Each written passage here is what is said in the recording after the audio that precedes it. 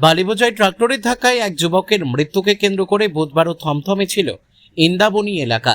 মঙ্গলবার সকালে কংসাবতী নদী থেকে বালি নিয়ে যাওয়ার পথে একটি ট্রাক্টরের ধাক্কায় মৃত্যু হয় আনুমানিক 25 বছরের যুবক অমিয় মাহাতোর।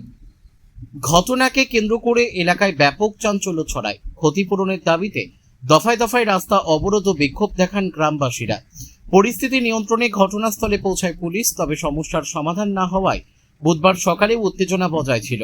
বুধবার দুপুরে মৃত যুবকের বাড়িতে পৌঁছান ঝাড়গ্রাম বিধানসভার বিজেপি বিধায়ক লক্ষ্মীকান্ত সাউ।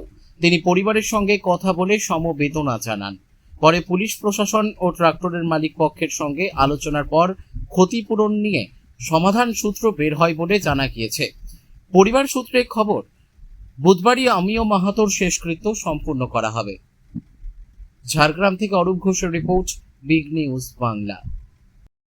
কি প্রোগ্রাম ছিল এবং এই যে লোধা শহররা এরা তো অনেকদিন ধরে বঞ্চিত ছিল, সেক্ষেত্রে কি ব্যবস্থা নিচ্ছেন এবং কি কি বার্তা দিলেন এদেরকে? আমরা প্রচারে বলেছিলাম যে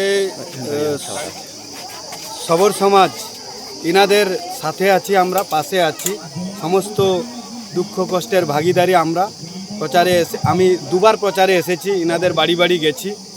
আমরা কথা দিয়েছিলাম যে আপনাদের ঘর বানিয়ে দেব, আপনাদের অন্নপূর্ণা ভাণ্ডার 3000 টাকা দেব, আর আপনাদের আয়ুষ্মান কার্ড 10 লাখ টাকা, মহিলাদের বিনামূল্যে চিকিৎসা সারা ভারতে সেগুলো করিয়ে দেওয়া হবে।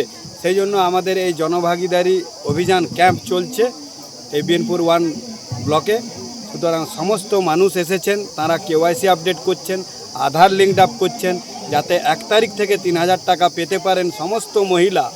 এবং আগামী দিনে 100 দিনের কাজ মনরেগার যে বাকি আছে গত সরকার দেয়নি, সেই সমস্ত টাকা দেওয়া হবে এবং সবার বাড়ি বানিয়ে দেওয়া হবে।